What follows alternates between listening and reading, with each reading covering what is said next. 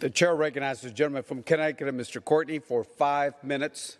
Thank you, Mr. Speaker. Mr. Speaker, one of the most dynamic and striking figures in American history was General George Scott. He was famous for saying, "Lead, follow, or get out of the way." Mr. Speaker, those words, which were given at a time of world crisis when he was leading the Third Army through France and Germany, still ring true today. We are in a world crisis. This morning, the government released its GDP numbers, and it showed that in the second quarter, the U.S. economy shrunk by 10%. That is the largest number since the government started recording GDP numbers since 1947. Annualized, that's a 33% hit to the economy. But what is even more, I think, concerning is that the new numbers in terms of new first-time unemployment claims this morning grew again this past week to 1.43 million claims.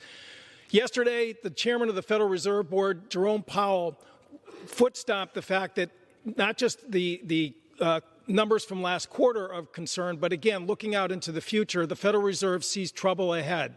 The amount of credit card activity is dropping, and again, as I said, new first-time claims are growing. Mr. Speaker, Mr. Powell back in May warned us that the CARES Act was not going to be enough. This economy needed more fiscal stimulus, and the House did show leadership because we passed the HEROES Act, which was a package of fiscal measures whose cornerstone was extending unemployment compensation and state and local assistance, again, following the lead of the Federal Reserve Board chairman, who said that those are the most efficient ways to make sure that this economy does not falter. Well, here we are today.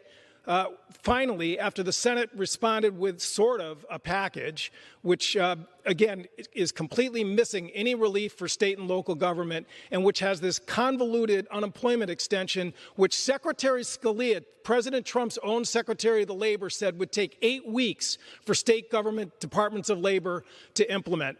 Totally inadequate, totally insufficient to deal with the magnitude of the challenge. Again, when we look at state and local assistance, there is not a member in this body who does not have a board of education, a local school council or finance board that is struggling with making sure that public safety, public education, and public works are going to continue, because revenue is cratering, just the way the government showed this morning that the economy is cratering. You know, we have this debate about defunding the police.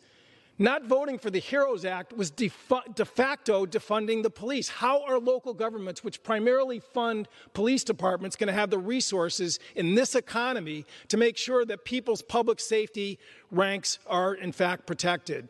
Mr. Speaker, McConnell's plan, which he released earlier this week, his own people called it a mess, a mistake, Ted Cruz, and the president said it's semi-irrelevant. It is time to wake up and get serious. The blueprint is there with the HEROES Act in terms of making sure that we heed the warnings of President Trump's own economic advisors, Chairman Powell, and look at these numbers this morning. Historic, jaw-dropping. We need to act. It is time to listen to General Scott. Lead, follow, or get out of the way. I yield back the balance of my time.